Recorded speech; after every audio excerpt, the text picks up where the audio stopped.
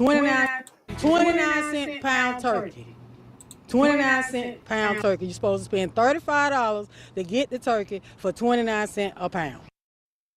Well, tonight, here we are, 2 weeks from Thanksgiving Day, and an argument over, of all things, a turkey ended in gunfire. The person you just heard from works at the Food Lion off North Main Street in High Point, and she says she was caught in the crossfire. Good evening. This is the Fox 8 10 o'clock news. I'm Neil McNeil. I'm Katie Nordine. High Point police say the shooting happened just after 6 this evening and left one person with non-life-threatening injuries. Let's get straight out to Fox 8's Justin Lundy, who joins us live outside the Food Lion.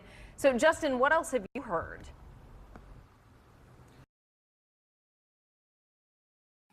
So what's up, people? What's up? Hopefully you had a good day and the day that you deserve. I am actually just going through looking for different stories like that, different content. But I am a news head. So I'm gonna go through and look at like different local news stories that we kind of miss because all of us so involved in everything with Epstein and the files and Trump and Big Bubba. But since we, focus on that, I'm gonna go like surface through some things. And this is one story that we're seeing here that happened over a box of chicken. I'm sorry, a turkey. Yes, turkey. Gobble gobble goose goose gland gland. The turkey caused a major shooting. So let's tune into this story. Then we can go search for some more stories. Hello, welcome. If you're here, subscribe. I don't feel like being on camera tonight, so kiss my ass quick. All right, let's go. Well, witnesses say that several families were inside the store at the time of the shooting that led to bullets flying through this glass window and also injuring one person. All over a turkey, a 29-cent pound turkey. That's what Paris Harris says led to a shooting at this Food Lion on North Main Street in High Point. Harris says she was working inside the store Thursday night when she was approached by a disgruntled customer. Trying to explain to him that the turkey, you got to spend $35 to get the turkey for $4.44. And he got upset over that? He got upset over that. Harris says another customer then intervened. A customer came from Register 6, ran over to the man that was all in my face, was like, this is a woman, talk to me like that. Next thing you know, they right there, confrontation go on, they fighting. The man was steady tussling, trying to get his gun out of his pouch to shoot the other man. He couldn't get it, so when he did finally get the gun out of his thing, he pointed at the man's face. And the man was like, oh, you want to pull out a gun? He come out this door, the other one come out that door. They met right there where them officers at and started shooting. High Point police say officers responded to the shooting around 6 o'clock that night, and one person was left with non-life-threatening injuries. Harris says the store was full of families and children. When they first started shooting, our manager directed everybody to hit the back door because that's the procedure of what we're supposed to do when an incident like this happens. With bullet holes in the store windows and the parking lot riddled with evidence markers, Harris is having a hard time processing why such a big deal was made over what many see as a deal. Mentally, I'm not here. Physically, I am, but mentally, this has really messed me up. I've never been in a situation like this before. I've been with Food Lion 3.5 years. I've never experienced this. High Point police say that this shooting investigation is still currently being investigated, and also the person who was injured in the shooting is currently recovering in the hospital. Reporting live in High Point, Justin Lindy, Fox 8 News. All right, Justin.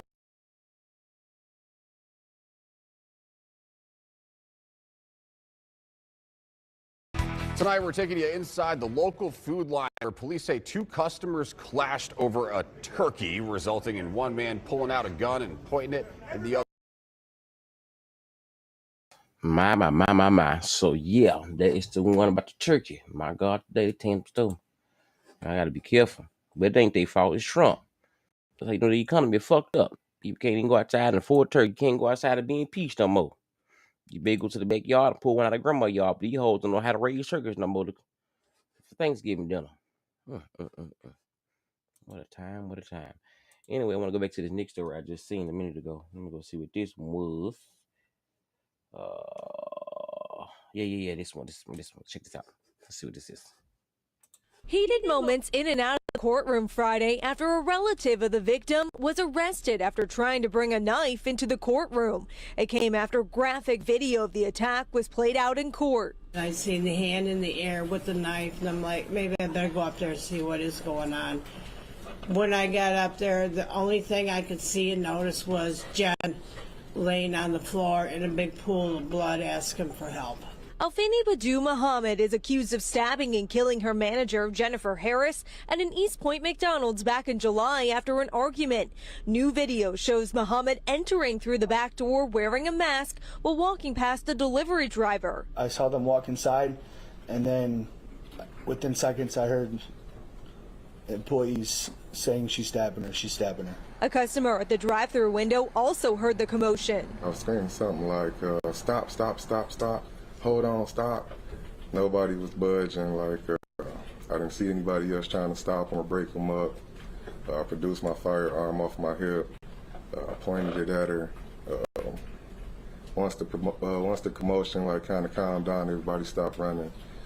I did take a shot at her. Muhammad ran outside where the customer held her at gunpoint until police arrived. She was taken into custody and later admitted she intended to kill Harris. Despite the disturbing evidence, Muhammad showed little emotion in the courtroom.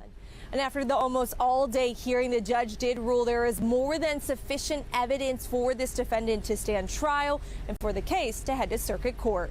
Reporting, Lauren Kostick, Local 4. Okay, Lauren, thank you. The Michigan Department of Corrections says they've started the process of transferring John Skelton, and he will be transferred to Lenawee County's custody. The timing isn't clear, but it could happen before he finishes his current sentence. This comes as Skelton is now charged with 3 counts of open murder and 3 counts of tampering with evidence, nearly 15 years after his sons Andrew, Alexander, and Tanner disappeared. Skelton was days away from his expected release. The boys have never been found. A Detroit man is facing murder charges in the death of his girlfriend's 3-year-old daughter. 21-year-old Levine. There's a lot going on over there. Let's go down. Let's go see what's going on back at home. See what the story is.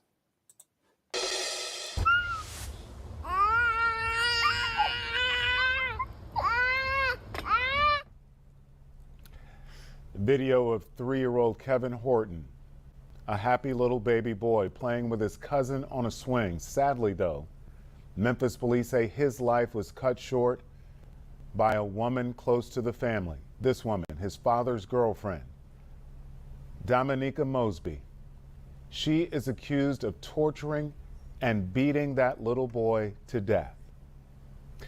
Fox 13's Dominique Dillon sat down exclusively with that family, and she joins us live from the newsroom now. And Dominique, while this is a tough story to tell, this family actually wants to share this story to help prevent this from happening to anyone else.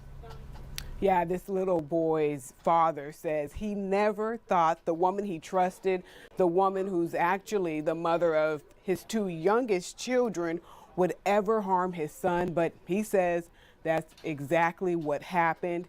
And now he's faced with the difficult task of planning a funeral. Youngest children would ever harm his I'm at work. I'm at work, fool. Why you didn't notify me that my child was throwing up? My child was not sick when he left my sister out. My child was well. My child laid on my chest. Keith Horton was nearing the end of a 16-hour shift Saturday morning when he got a call no parent should ever have to answer.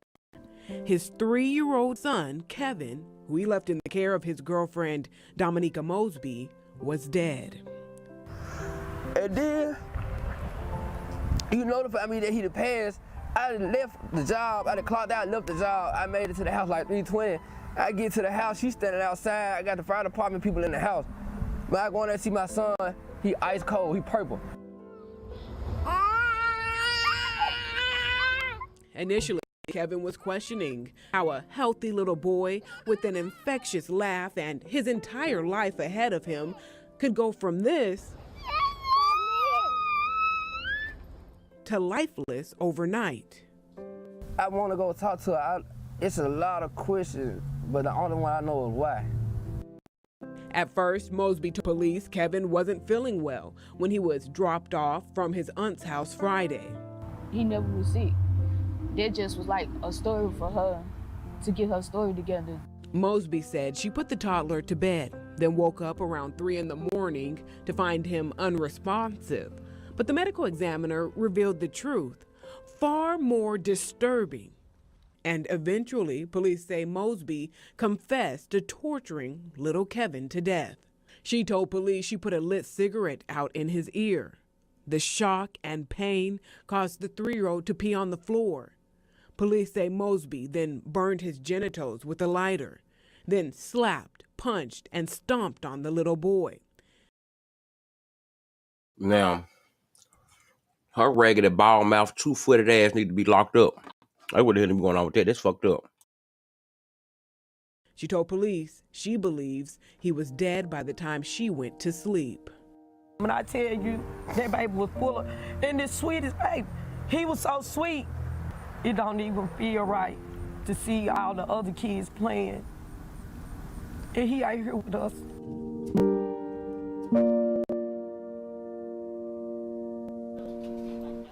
Mosby is charged with first-degree murder, aggravated child abuse, and aggravated child neglect. Her first court appearance is scheduled for this Thursday. As for the family, they're now planning a funeral. So if you're interested in helping out, donating to the funeral expenses, head to our website, fox13memphis.com. We have a link to their GoFundMe.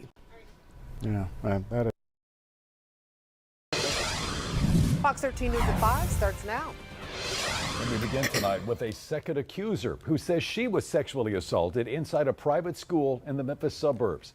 The investigation has now crossed state lines from the campus in Collierville to arrests made in Olive Branch. Thank you for joining us tonight. I'm Daryl Green. And I'm Darcy Thomas. Fox 13 has been digging into this case at St. George's Independent School in Collierville, in fact, for the past week. Well, 2 days ago, our newsroom was tipped off. A second accuser has now come forward saying that she was assaulted. Today, police confirmed that. Fox 13's Martin Staunton is live at St. George's tonight. So, Martin, what do we know about this new accuser's case? Daryl, I'm going to throw a few dates at you to help explain that. Collierville police tell Fox 13 that the new accuser reported that someone sexually assaulted her here on the campus of St. George's Independent School back in September. Now, in the case that's already under investigation, that original accuser said that her assault happened here on October 8th, but she did not report it. It was other students who came forward and reported it to police last week. The new victim made her report just 2 days ago. Now there's a new investigation underway by detectives with the Collierville Police Department. Now, to bounce back to that initial case, today Fox 13 confirmed 3 new arrests. Bryant Swing Jr. was taken into custody at his home in Olive Branch. Right now, he's charged with tampering with evidence. A woman named Nikisha Rockett was also arrested yesterday on conspiracy and hindering prosecution charges. And Bryant Swing Sr. was also arrested. All 3 are in the DeSoto County Jail tonight. Now, because the case involves children, specifics about the actual assault may stay hidden, and we're working to find out the actual involvement of Bryant Swing Jr., who is 18 years old. It's appalling that something like that would happen at a local school, even a private school at all. But it doesn't surprise me. Anything can happen anywhere anymore. And remember, there were 3 students who were expelled here at St. George's Independent School as a result of that first investigation. Another revelation by the Collierville police today. They say at this time, it appears that both assaults are linked to the same suspect. 13 new at 6. We're digging deeper into the father arrested in this case over in Olive Branch. Daryl? That is Fox 13's Martin Staunton live. All right, y'all. You know, so if you don't know, I am a Memphian, a native of Memphian in Memphis, Tennessee. So Gila, Olive Branch, Mississippi. So we call it the tri-state, Mississippi, Tennessee, and Arkansas. You can drive between all the states from line to line in about 30 minutes. So they call it a tri-state. But so yeah, everything's like literally right there. So the north part of Mississippi is right there. Then you got Memphis, and you go over the bridge, you got West Memphis. So it's like Mississippi, Tennessee, then Arkansas. So yeah, I hate this. I hate it. You know what I'm saying? But there's always stuff going on. My cousin always tell me, she said, when you come home to visit, you gotta make sure you wear she said wear gym shoes, because you never know when you gotta run. She be like, lying though, bitch, I got to take off.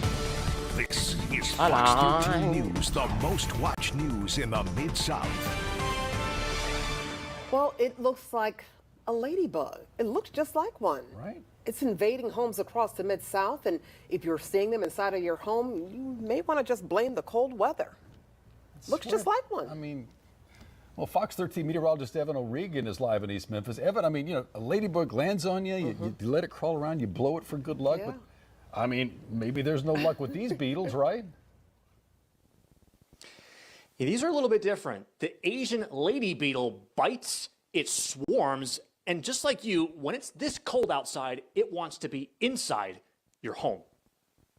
Harmonia accitrus, more commonly known as the Asian lady beetle, originally brought to the U.S. to fight pecan and apple pests, is now a pest for many homeowners here in the Mid-South. They were fully kind of established here, I think, 1988 down in Louisiana.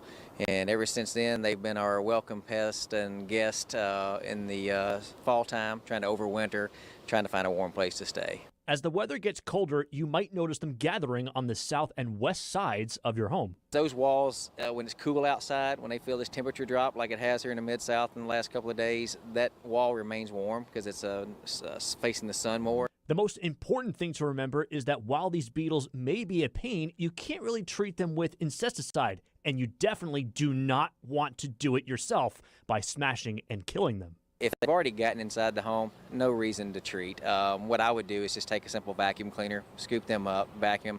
Do not crush them. They'll leave a stain if you do crush them. So with simple things, just vacuum them up. Now, not only will it stain, it will also stink if you try and crush them. Now, if you don't have a vacuum cleaner at home, you can also use a dust buster just like this.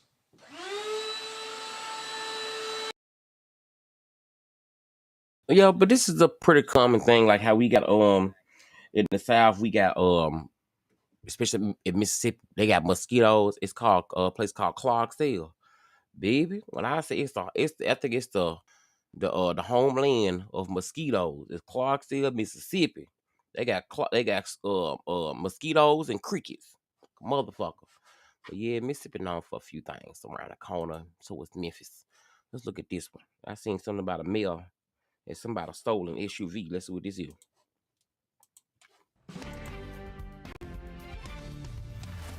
The price of Mayor Brandon Scott's $163,000 executive vehicle matches the cost of some. Now, I know damn well she didn't say 100 and what? Hold on, what did Mississippi? Let me see the baby see it. 163. Jesus, see, this would make us look bad. You got to ride around. See, he been around too many of them damn pastors and shit. You got to ride around like you glorified or something like that. Shit, yeah, that's how y'all get caught up. Y'all want to go live expensive, being be looking stupid, motherfucker. Hold on. Home prices in Baltimore City, and sometimes it exceeds it. Scott's SUV was bought using your taxpayer dollars. The spotlight on Maryland's Tessa Bentulin spoke with city residents who say that money could make a real difference in their lives.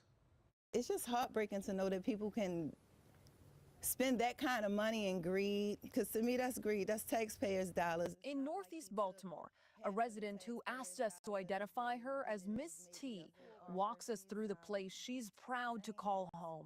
A home now selling for less than what the city just spent on the mayor's new executive vehicle. So this is like his little dreams area. Her favorite part of the home is not anything material.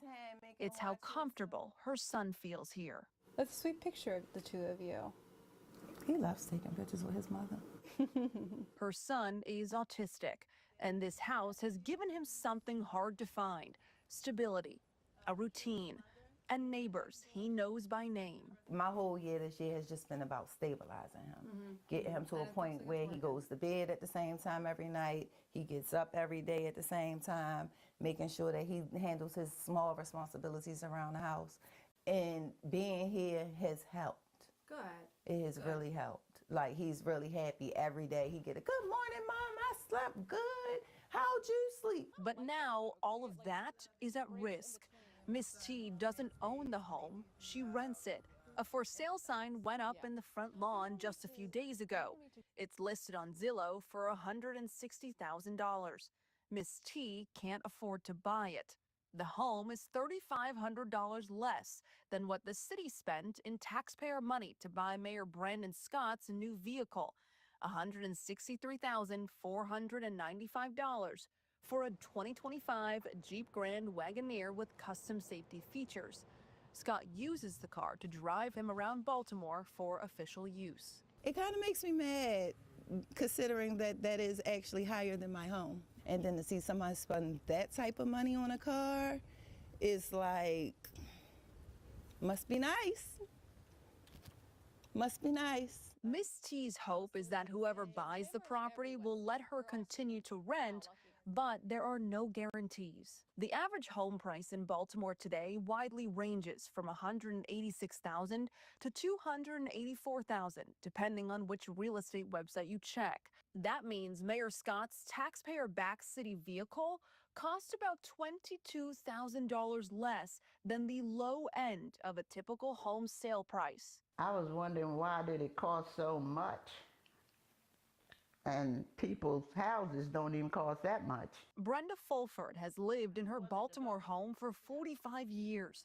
She lives here with their son, Jamani. Homes in their neighborhood are selling for roughly $165,000. The Fulfords have seen a lot of good changes over the decades, but they told us their area still lacks basic services. We need more stores around here. Yeah, we don't have a market. No stores, no pharmacy.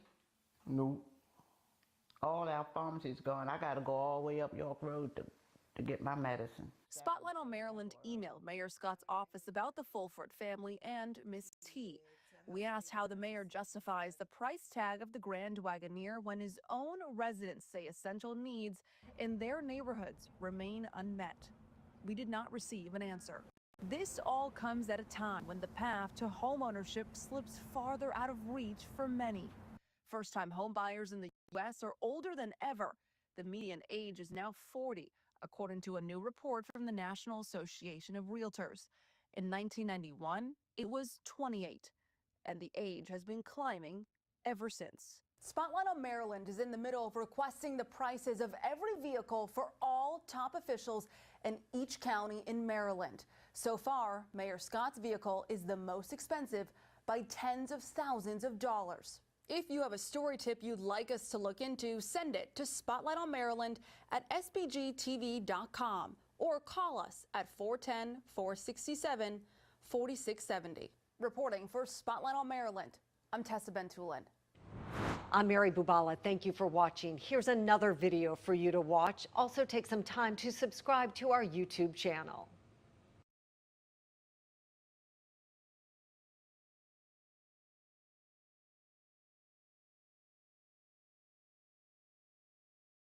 Senator Barrow, what is the... We're just saying that story right there. The mayor in Baltimore. Now that's crazy. You buying cars more expensive than their houses now. Somebody got to say something. But hopefully he don't get caught up in this shit though, cause it'd be so sad. You be having so much hope in these motherfuckers, and they go do the most dumbest thing. You know what I'm saying?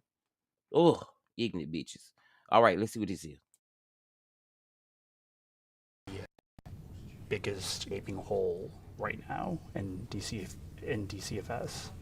So one of the things that we keep hearing over and over is the level of communication in terms of how, when allegations are made, how reporting is done, the investigation process that transpire, where there seems to be some level of concern, a level of continuity in terms of how it's done, who it's done with, who are the final, who is the information given to. So when it's given to DCFS, then what happens next, especially as it relates to the judicial system. Do you think DCFS is broken? I would say that we still have a lot of work to do, and someone shared with me today that they have such a big backlog, and people don't know when to report necessarily. So they may be reporting on something that is not necessarily a DCFS matter. But for me, it's hard to be able to determine that without making the making the inquiry or making the report. So you have to make the report to be able to validate or to substantiate whether or not it requires investigation. But of course, we have continued to put a lot of money into the department, and we are expecting to begin to see those results as a result of the engagement and the amount of funding that we have actually placed in the department. How much funding estimated? This past year, we did $8 million. So that's no drop in the bucket. That's a lot of money.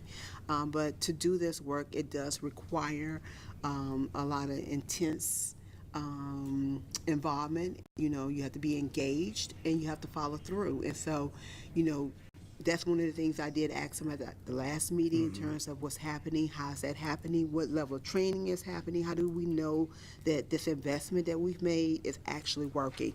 And that's one of the things that we will continue to ask because that's no small amount of money. I don't know what the hell they talking about. I don't know. Let's go to the next door because I don't know what's something about something. I don't know. Somebody DCFS. I don't know. My attention span be I don't know. Just something don't sound right. All right. Anyway, let's go to this.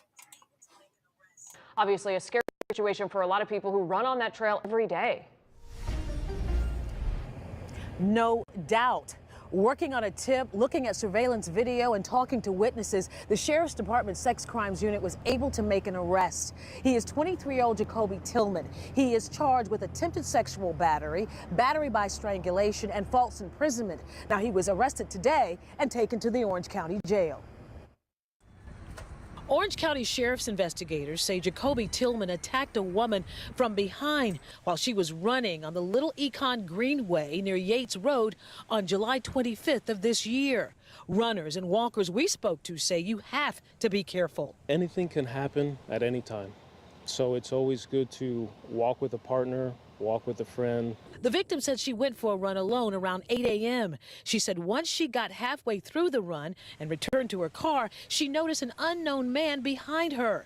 Moments later, she said he grabbed her and wrapped both arms around her neck, choking her, causing her to see stars.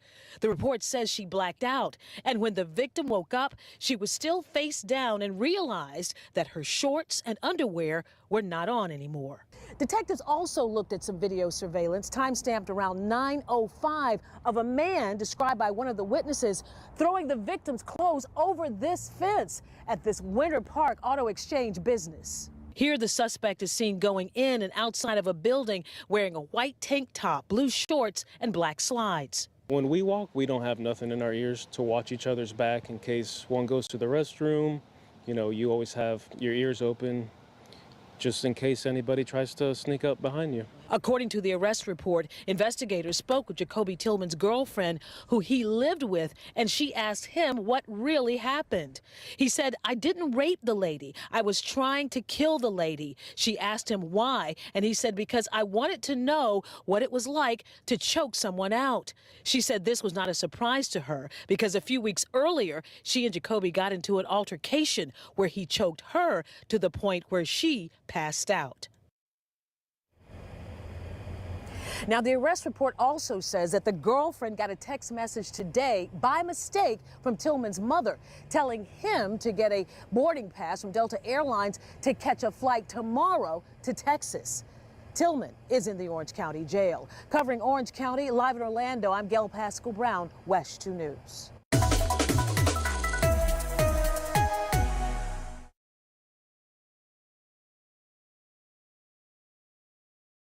beneath those waters.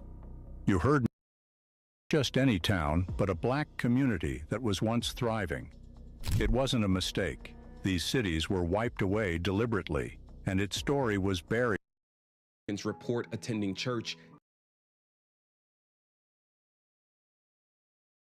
One of the first slave ships that brought black people to the New World was named Jesus. White Christians used Bible verses and Bible stories to justify slavery. There was a time when white Christians wouldn't baptize black people because they weren't sure if it was okay to enslave Christians. They quickly changed their theology, baptized their black slaves, and forthrightly sent them back to the fields to work. 4, both black and white prosperity preachers have scammed millions of dollars from faithful black parishioners living in American slums. 5, it is an undeniable fact that Christianity has been a tool of oppression for black people all throughout the world. And yet today, black Americans identify as Christians at a staggering 79%, higher than any other group in this country. So the question is, why are black people still Christian? And yet, as usual to believe, this is something that I've been checking out. So let's check out this. This is called "Why Are Black People Still Christian?" Let's go. And while we're at it, I actually think there's a more pressing, more existential question that needs an answer. Does God hate black people? In nearly every country on every continent around the world, darker-skinned people are treated poorly. By nearly every measurable standard, so-called black people are at the bottom of the social hierarchy everywhere. So much so that in majority black countries like Haiti and Nigeria, skin lightening creams are wildly popular. Anything to gain some proximity to whiteness and some distance from blackness. Africa is rich with natural resources, boundless human potential, unfathomable wisdom, and brilliant cultural traditions. And yet, colonial powers have pillaged, exploited, and divided nations and people in ways that are frankly irreparable, all without consequence. I mean, I don't know. You'd think that God would help us out a little bit. We've been through a lot, God. Maybe there's a Bible verse that we can look to. And the Lord will make you the head and not the tail. You shall be above only and not be beneath. Who is this verse about? Not only do black people identify as Christians at a higher rate, half of black Americans report attending church at least once a week. I was one of them. In fact, I was a pastor for a number of years. I've preached all over the country and world. I've given Bible studies. I've baptized folks. I have been in it. And these questions. I like, I do like, to hear, this young powerful man. Of course, y'all know Garrison Hayes. He's really very intelligent man. And I think a similarity a little bit is he went through like a almost of a spiritual awakening to understand, the real truths about certain things, and the way he ties it in. And this episode is a pretty good episode. It's not anything to deter people, so get off your goddamn high horse, because the thing is, to know everything is to know nothing. And if you are a black person in America, and you feel like that everything that they gave us was the truth, something wrong with you. Cause they sold you 400 years. They pillaged and they burned down, they destroyed everything that they found us in. And they sold us to every country. And that's how the Hispanics are mad right now. Latinos are mad because they don't understand what born right citizenship is. Because anyway, it's so much, there's so many layers that goes in it. And sometimes I feel like the devil has to keep you blind to your true power of who we are as people. And so I do like this, like this young man right here. He's kind of a very much for inspiration. Not kind of, he is inspiration. Brother Garrison Hayes is very, very much inspiration, young man. Praise the Lord, I'm free. Hallelujah. But no, he's a good guy. So I'm just gonna say, listen to this for a minute, and I'm gonna go back and search on some more news and hot topics. I just want to come in for a moment and see what's going on, and just come and say hi. Check this out.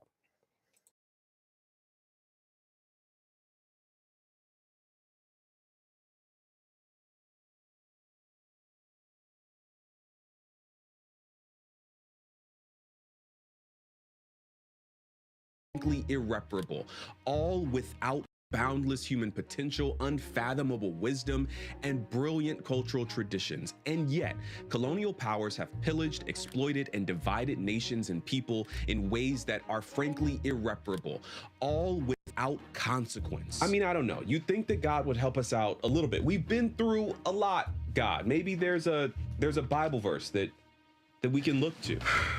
And the Lord will make you the head and not the tail. You shall be above only and not be beneath. Who is this verse about? Not only do Black people identify as Christians at a higher rate, half of Black Americans report attending church at least once a week. I was one of them. In fact, I was a pastor for a number of years. I've preached all over the country and world. I've given Bible studies. I've baptized folks. I have been in it, and these questions have been nagging me for a while. So in this video, we're going to get some answers. I talked to a couple of people. One of them is my friend Claudia. My name is Claudia Allen. She is easily one of the most conscious people I know. She's well-read, tapped into history and literature, a person who is thinking about race, class, and power. And the one thing that also goes with this, with what he's saying is that it's nothing. I'm not knocking your religion. I'm not knocking who you serve or what you do. I think if it makes you a better person and that would make you better to be, then they do that. Whatever floats your boat. That's the one of the true things about, I guess, about being in America, huh? You got to, free for what it is right now. But as I say, freedom ain't free. But anyway, as Black people, I think sometimes that in a large percentage of a way, I would say about 70% of Christianity and church hold us back from our true potential because we're so stuck on a Bible that keeps us in this revolving circle of the repetitive things that we've always been doing. And we've had this Bible door this entire time of mostly through slavery and things like that. It's been edited a couple of times. All of those teachings in that Bible, we have to understand they were not ours. They had to understand. They had to manipulate us to the highest degree. And how do you manipulate a people to the highest degree? What do you do in 2025? Damn it, you start a church. In very critical ways. But she's also a Christian, a preacher, and a committed member of her church. There is no other people group on the face of the planet who has experienced the kind of suffering that is akin to the life, death, and resurrection of Jesus Christ like Black and brown people. No other group. Since she is well aware of what's happening in the world, I wanted to hear her reasons for keeping the faith. But I also spoke to Dr. Anthony B. Penn. Well, my birth name is Anthony Bernard Penn, but most folks over the course of my life called me Tony. He's a religious scholar, former pastor just like me, and now an atheist. And I think his perspective is important in this conversation. Where is the historical evidence to support the claim that God is on the side of the oppressed? Right? What is the historical evidence that suggests God is on the side of Black folks in North America working on their behalf? Because every moment of progress has been countered. And if you stick around at the end, I'll share how Now, before I go too deep in this one, I'm gonna have to look at this for a minute. That is very true.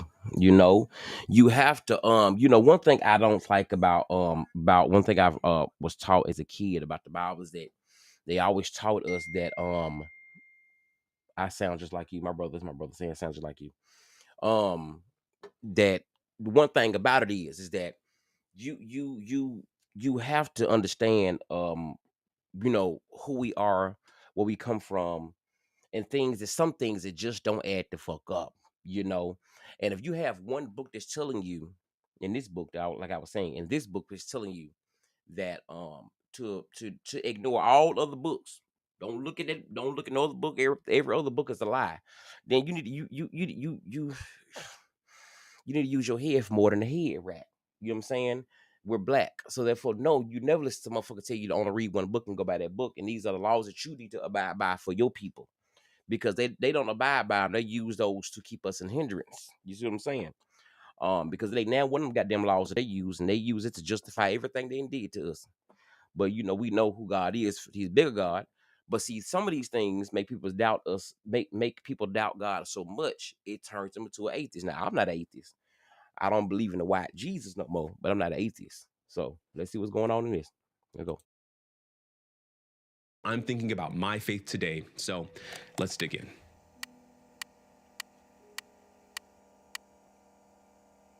I first encountered Dr. Penn's work when I was in seminary. I couldn't find the exact article that I read way back when, but it essentially argued that there is no God. But if there was a God, he clearly hated black people. Does God hate black people? I mean, I think that's an important question, a question that too many black theists have ignored. Right? If you look at our experience, it is overwhelmingly tied to suffering. And true, all folks suffer, but this is disproportionate and unto death. And it ought to force us to raise the question, if God is loving, kind, just, and compassionate, and concerned with folks and can make stuff happen, and black folks still suffer disproportionately, then maybe that God doesn't like black people. Because white folks in general, right, as a group, seem to be doing all right. Black folks as a whole, not doing so well. And forget about the kind of misery that black women face. Or black trans folks. I mean, forget about that kind of misery. Just in general, there is an overwhelming experience of misery. And again, if God is loving, kind, just, compassionate, concerned with folks and can make stuff happen, and black folks are disproportionately suffering, then maybe God doesn't like black folks. Right now, wait a minute now. Wait a minute, now listen, now that's some real shit. Because now I don't feel like that. I feel like white people kind of came in and fucked everything up. Now all of them the same these days? No. But a lot of them are fucked up individuals. But however, their ancestors are fucked up, and most of them should have got swallowed. But however, they probably know what they was doing back then. But of course, most of their women do now, because they swallow most of our black men. But either way it goes, I think a lot of that had a lot to do with, them just pretty much appropriating everything that we had and making it for them. And that's how they came into all these laws and things like that. And so I think a lot of it is true, especially when you come into like the Dead Sea Scrolls. If you don't know what the Dead Sea Scrolls are, I don't know how the hell you be saying the Bible and you don't know what the Dead Sea Scrolls are the Bible. Okay. And it was found and it was translated, and there's a lot of different translators. So, and then you have some people that feel like that, before 400 years of slavery, if it was a God and these people went through this much, why wouldn't he come back to save them? And this, not to take away from it, but it is a legitimate question. Why wouldn't God save them? I think it's a question for self to ask. I don't doubt it. I know he's real for me. And that's cool for me. I believe in black Jesus, but either way it goes, let's get some info and it's always good to have an open up mind, because at the end of the day, again, when you are black, you can't think the same. It's a question that's got to be wrestled with.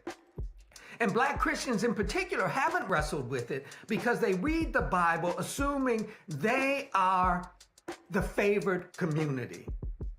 Right? They are the equivalent of the children of Israel. But if you look at our experience in the context of North America, you can make a reasonable argument, perhaps a more reasonable argument, that we are the Canaanites, the Moabites, the Hittites, the folks who get a whooping. Right? So it seems to me that is a question that is central, that has to be wrestled with, but black theists have ignored it. On the other hand, Christians like Claudia would argue that Dr. Penn is wrong and that the life of Jesus is proof that he is wrong.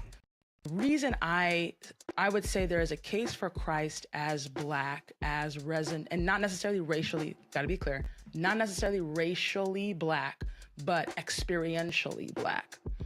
And that case is that this God put on human flesh, and when he was born in the midst of a genocide, flees to Egypt with his parents as a refugee seeking asylum, to then grow up in a working class community of Nazareth, Black and brown people who were had no socioeconomic wealth or political position or station. And this brown man who hid in Egypt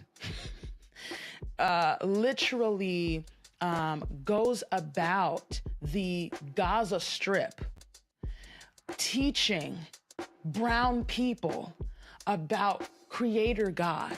He was disrupting the cultural system of not speaking to women. He disrupted the cultural system of not engaging with the unlearned. He touched the lepers. He healed the sick. And then because he did all of those things, he is falsely accused and he's arrested in the middle of the night. And we just got out of Easter weekend, right? They take him, all right? And he's Girl, she came through ready to preach, ain't it? She finna bring a whole mess. She finna fall out. You finna fall out. But and you know what? I love you, sister. I do. But girl, you was missing the point of this whole entire meeting. Understand again, we take all your ha-shabba-ba-ba, she-shabba-la-hunda, you coming in the shada, and all of that. And I want you to go back and answer some of these man questions, because this man has a liable question. And he is asking you, pastor, young lady, praise God, you look like you got a little bit of oil in your life. Maybe not 93, but definitely a little bit of 87.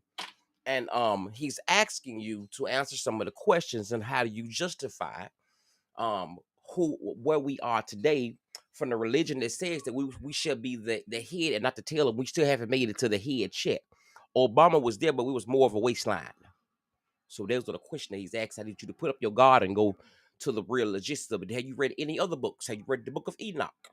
I want you to explain to us how the Catholic Church got more books, and them our books over there too. So Mary didn't write that? So there's a lot of unanswered questions. What is Yoruba? What is all these? So it goes deep, because you got to understand, when you detach a full generation of people, they fucked us over for years. They would never know the number of slaves. It is the only catastrophic thing, the largest cat that's never been filmed. But we know it happened. And so, no, I don't believe in people saying all the time, you need to put slavery to the side and let Jesus have it. Girl, fuck you and your white God. I'm not putting my Jesus to no damn side, because you know what, the God that I serve, the black one, he would tell you, if you got enough sense to know, okay, that this shit is a setup, baby. It was a cycle of endearment to keep you in the same thing. That's why they had house niggas, they had the outside to keep them jealous of each other. They took the father at the home. You know, they did book breaking. They ate us. Come on, that's a lot of history that goes in this. This is the same Bible they had back then. Most of y'all bitch don't even know that, because you don't look back and do the research, because of this one Bible that says, don't read no other books. And you being black can't do that, because you got to understand that most of our leaders like Malcolm X, Martin Luther King, Fred, all of them came out the church, but they seen a better way. Now, we all can work together, but it should be a better way to do that. And so, again, my sister, I appreciate you. We're going to watch this for a few minutes. I got something to do. I don't want to turn myself up, because I feel the spirit coming on myself, sister. You can start me up. But you can preach and all this stuff, but give me the black history. Do you understand that our names was taken from us? Our history, our legacies, our creations, everything was taken, burned, and destroyed. Put on the lakes, everything that we did over the time. People say, pick yourself up by the bootstrap. Bitch, pick yourself up by the motherfucking bootstrap. Okay? Let me shut up. I came here to talk about religion and Christianity. Clearly, I'm not either. Let's go. Literally, before the Sanhedrin, they are desperately trying to pin him for a crime he did not commit. He dies in the middle of two criminals with the greatest, grossest execution known to human history. There is no other people group on the face of the planet who has experienced the kind of suffering that is akin to the life, death, and resurrection of Jesus Christ like Black and brown people. No other group in human history. And what is fascinating about that to me, Garrison, is that Black and brown people make up 80% of humanity on the globe. a very small minority group is currently experiencing global power. And their lived experience is not that of a crucified Savior. It is that of a Roman and religious power. That is why we can say, like James Cone, that Jesus was black. I grew up in the West End of Atlanta, which means that for as long as I can remember, I've heard Hebrew Israelites and 5%ers and folks in the Nation of Islam describe Christianity as the white man's religion. This idea that black Christians were essentially worshiping the God of their oppressor. And Claudia had something to say about the history of Christianity in black or African possession. I think everyone knows that Ethiopia has always been a Christian nation. But Ethiopia also was at this really important intersection of international trade. We get Ethiopia as this Christian nation because they had constant contact with the direct disciples of Jesus Christ, who were eyewitnesses to his life, death, and resurrection.